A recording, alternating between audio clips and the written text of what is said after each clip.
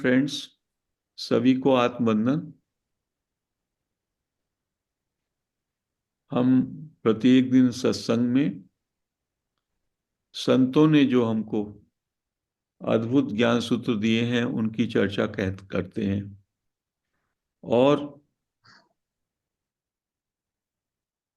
उस सब ज्ञान का उद्देश्य एक ही है कि हमें अपने स्वरूप का बोध हो जाए। हमारा जो सार है, जो रियल सेल्फ है, उसको रियलाइज कर सकें।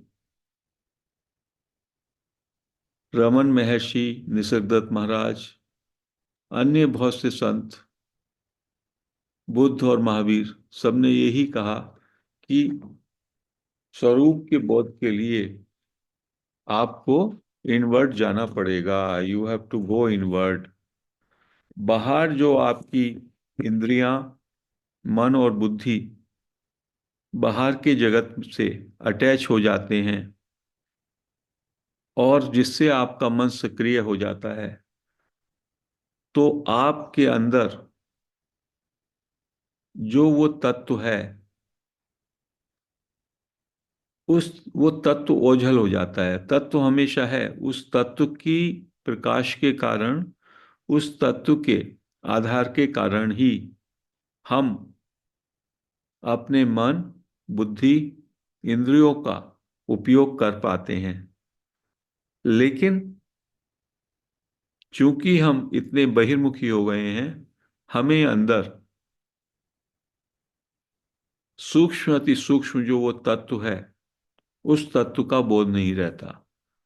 तो तत्व का बोध या स्वरूप के बोध का मतलब इतना ही है कि हम अपने उस अपरिवर्तनशील, सदैव रहने वाले तत्व से कनेक्ट हो जाएं, उससे कनेक्ट हो जाएं, उसका बोध हो जाए। क्योंकि उसका जब एक बार कनेक्टिविटी हो जाएगी, तो इसका मतलब होगा हम परिधि से बाहर से अपने केंद्र पर आ गए। और जो मेरा केंद्र है वो ही सबका केंद्र है। तत्व के स्तर पर सब को प्रकाश देने वाला, सबका स्रोत, उसी को स्रोत का, वो सबका स्रोत एक ही है। बहुत सारे सीकर्स ने और बहुत सारे गुरुओं ने ये बात कही कि ये जो तत्व पे, तत्व का बोध या स्रोत पे लौटना, ये बड़ा मुश्किल काम है। इसके लिए अथक साधना, अथक प्रयास चाहिए। मेडिटेशन भी उसमें से एक साधन है, जिस साधन के माध्यम से आप वहां पहुंच सकते हैं। लेकिन रमन महर्षि और निसर्गदत्त महाराज और अन्य ज्ञानी पुरुषों द्वारा कहा गया कि साधन से, चिंतन से, मनन से, जप से आप उस तत्व का बोध नहीं कर पाएंगे। क्योंकि उस तत्व को किसी उद्योग से, किसी परिश्रम से, किसी साधन से पाया ही नहीं जा सकता। वह तत्व करण निरपेक्ष है। वह तत्व प्रकृति के दायरे से बाहर है। कुछ समय पहले हमने प्रकृति पुरुष का भेद, जड़ चेतन का भेद कहा था। तो जितने भी साधन हैं, ये जड़ में आते हैं। तो जड़, जड़ के इंस्ट्रूमेंट से आप जड़ को ही प्राप्त कर सकते हो। जो भी आप उद्योग परिश्रम करेंगे, उससे आप वस्तुओं को, पदार्थ को, स्थितियों को तो हासिल कर सकते हो। लेकिन ये तत्व जो सबका अधिष्ठान है, चेतन तत्व, अविनाशी है, सर्वव्यापी है, उसको नहीं पा सकते। तो श्रम के द्वारा तो आप पा सकते हैं असत क्षेत्र में, जो ये व्यवहारिक जीवन है, जो जगत का जीवन है, जगत की वस्तुएं, पदार्थ, स्थितियां, उनको अस्तित्व में ला सकते हो और उनको, उनसे दूर हो सकते हो। और जो स्वयं का बोध है, इसमें विश्राम, परम विश्राम चाहिए। क्योंकि ये तो है ही, इसको कोई आपको क्रिएट नहीं करना, इसका निर्माण नहीं करना। ये है केवल आपकी आंखों से ओझल है। आंखें भी केवल मैं महसूस करने के लिए कह रहा हूं, वो केवल उसका अनुभूति होना है आपको। ये तत्व का अनुभूति, इसलिए कहा तत्व का बोध। तत्व की प्राप्ति कहना ही गलत है, तत्व का बोध। बस आपको उसकी अनुभूति हो जाए जो आपके अंदर है। आपकी जेब में कुछ, किसी ने कुछ डाल दिया, जेब में पड़ा है, उसमें एक हीरा भी पड़ा है, बहुत पहले आप नहीं रखा था, अब आप भूल गए। अब उस हीरे को पाने के लिए आप सब जगह कोशिश कर रहे हैं, वो नहीं मिल रहा। जैसे ही आपका हाथ हीरे अपनी जेब में जाएगा तो हीरा वहां विद्यमान है। तो तत्व जो है वो तत्व तो आपके अंदर पूरी तरह से, सबके अंदर पूरी तरह से व्याप्त ही है। उसके लिए कोई श्रम नहीं करना। जब हम श्रम करते हैं तो हम शरीर और मन के दायरे में आ जाते हैं। किसी भी श्रम से, किसी भी पुरुषार्थ से, एफर्ट से वो नहीं मिलेगा। तो उसका सब में ज्यादा सीधा डायरेक्ट मार्ग है चुप हो जाना। यदि हम चुप हो जाएं तो हमको तत्काल उस तत्व का बोध हो सकता है। इसलिए बहुत सारे संतों ने कहा बस चुप हो जाओ कुछ क्षण के लिए, 2 सेकंड के लिए, 4 सेकंड के लिए, बी क्वाइट। और ये भाव कर लो कि मुझे ना कुछ करना ही नहीं, मुझे कुछ करना ही नहीं, मुझे कुछ सोचना ही नहीं। और उसके लिए भी समय, अच्छा समय है जब सुबह को उठते हो आप। उस समय आपके विचार कम होते हैं। तो वहीं उसी समय में आप जो है रमन महर्षि को या जो भी ईश्वर है उसको याद करें। गाढ़ नींद से जैसे ही उठे, और उस समय अपने मन को ज्यादा सक्रिय ना करें, बस कुछ नहीं करना, आराम से बैठ गए। 2 2 मिनट भी आप उस टाइम पे बैठ जाएंगे तो उसमें कुछ करने का संकल्प नहीं करें और बैठ जाएं। और ये भी जो विचार मन में ना रहे कि मुझे कुछ नहीं करना है, ये संभव है जब सुबह को उठते हैं तो आप, तब आपका मन एक्टिव होने की स्थिति में आता है। और जैसे ही आप बैठ जाएंगे और नो एफर्ट्स, नो थिंकिंग, तो उसमें आप जो है आराम से स्वरूप में ठहर जाएंगे। यानी आपकी बहिर्मुखता जो शुरू होने वाली है उस पर रोक लग जाएगी। बहिर्मुखता पर रोक रखेंगे और अंतर्मुखी बने रहेंगे। तो इसमें आपका जो मन बुद्धि सो के उठते हैं, इमीडिएटली हम अपने को जगत से कनेक्ट करते हैं। हमारी इंद्रियां देखने की, सुनने की, वो सब काम करने लगती हैं। हमें उठना है, तैयार होना है, चाय बनानी है, दिन में क्या क्या काम है, वो सब हमारा ध्यान आने लगता है। तो इसको थोड़ा सा विराम कर लें कुछ क्षण के लिए। तो कुछ भी नहीं करना है, ऐसा विचार करके बस वहीं बैठ जाएं, चुप हो जाएं। और यदि ऐसे चुप करना ना आए कुछ लोगों को, तो ये मान ले सब जगह परमात्मा ही परमात्मा है। जो भक्ति करते हैं सब जगह एक परमात्मा ही परिपूर्ण है, एंड एवरीथिंग इज गॉड, ऐसा मान लें और तब चुप हो जाएं। कुछ लोग जो है ऐसा है, उनके अंदर सगुण भक्ति है, कोई शिव की करते हैं, कोई कृष्ण की करते हैं। तो भक्ति वालों के लिए संतों ने बताया ऐसा सोच लें कि मैं तो प्रभु के चरणों में गिर गया, बस चरणों में पड़ा हूं, प्रभु के चरणों में पड़ा हूं, आनंद में। कुछ सोचना नहीं, कुछ करना नहीं, बस प्रभु के चरणों को पकड़ के पड़ जाओ थोड़े समय के लिए। और अंदर से भीतर से कोई संकल्प और विकल्प ना उठे, ना तो करने का ना ना करने का, बिल्कुल चुप हो जाओ।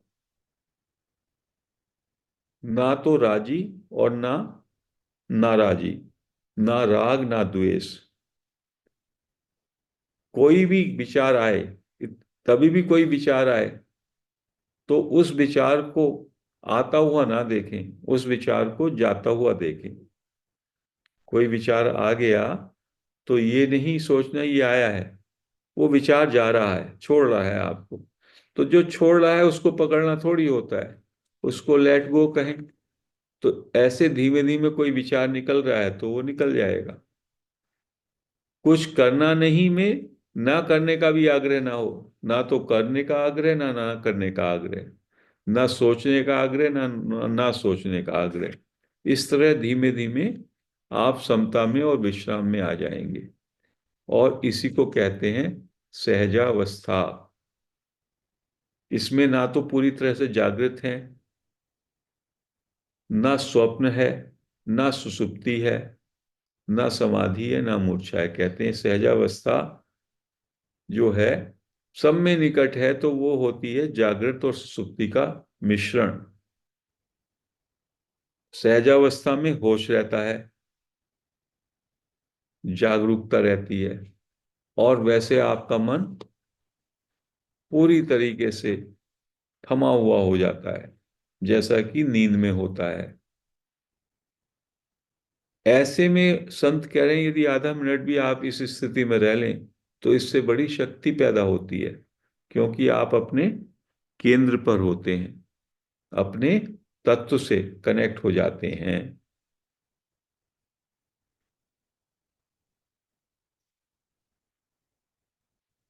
ये शक्ति जो नींद आपको आती है बहुत समय में, जितनी शक्ति उसमें पैदा होती है उससे ज्यादा शक्ति कुछ ही क्षणों में ऐसे चुप होने में हो जाती है। और जितने भी संत हैं वो इसी चुप में, इसी मौन में रहते हैं, और उनका मन ऑलमोस्ट शांत रहता है। उसको शांत भी नहीं कहें, मन वास्तव में उनका मर मर गया होता है। रमन महर्षि की स्थिति है कि mind is destroyed, ego is destroyed. वो आत्मस्फूर्णा से कार्य होता है। बिना मन के भी यूनिवर्सल कॉन्शियसनेस है, उस कॉन्शियसनेस में इतनी शक्ति होती है, तब भी सारा कार्य चलेगा। उसको कहते हैं कि higher power takes you over, उससे आपका संचालन होता है, और उसमें बड़ी तृप्ति का भाव, परिपूर्णता का भाव आता है। तो संतों ने कहा यदि आप अपनी सहज स्वरूप में आ जाएं, सहज स्थिति में आ जाएं, तो उसका एक ही उपाय है, बाहर और भीतर से चुप हो जाना, कुछ भी ना करना। कुछ भी ना करें तो उससे सब कुछ हो जाता है।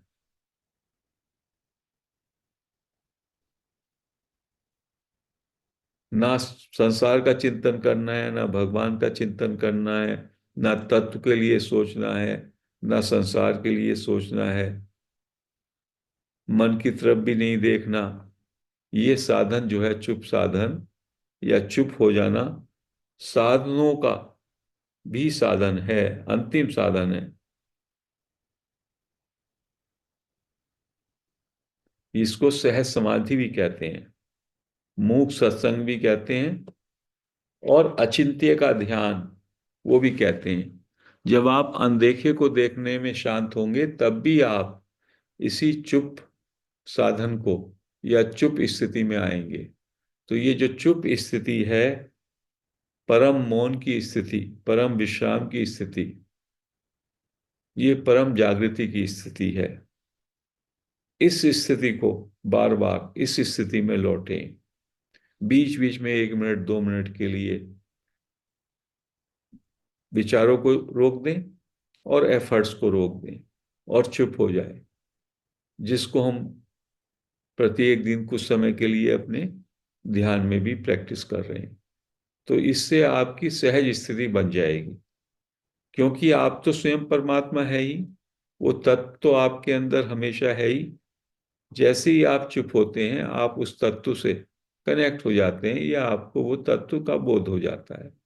तो इतना ही करना है कि जो हमारा मन हमेशा विचारों से लदा रहता है, संकल्पों से घिरा रहता है, वो संकल्प और विकल्प उन सबके परे परम शांति, परम विश्राम, परम चुप में हम ठहर जाएं। केवल मात्र ऐसी स्थिति हो जाए तो हमें स्वयं का बोध हो जाएगा, स्वरूप का बोध हो जाएगा, जो हमारा अंतिम लक्ष्य है, या जो मात्र एक लक्ष्य है कि हम अपने स्वरूप को जान सकें, जो स्वयं में परमात्मा है। और जो स्वरूप स्वरूप के स्तर पर हम सभी एक हैं। स्वरूप के स्तर पर मैं, आप, दूसरे सभी सीकर्स, स्वरूप की स्थिति ऐसी है, वो सबकी एक है, सबका एक ही अधिष्ठान है और एक ही प्रकाशक है। That is one reality, that is oneness. उस वननेस में जब आप कनेक्ट होते हैं तो you realise the kind of blissfulness, peace, love, glory, जब वहां पे आप अपने उस तल को, डायमेंशन को महसूस करते हैं। तो आज के सत्संग में हम यही इसको कंक्लूड करते हैं। हमें बीच बीच में चुप होने का प्रैक्टिस करना चाहिए। चुप चुप स्थिति में आने का प्रैक्टिस करना चाहिए। विचारों को बिल्कुल छोड़ दें और एफर्ट्स को भी छोड़ दें ताकि सहज स्थिति बन सके। हरि ओम।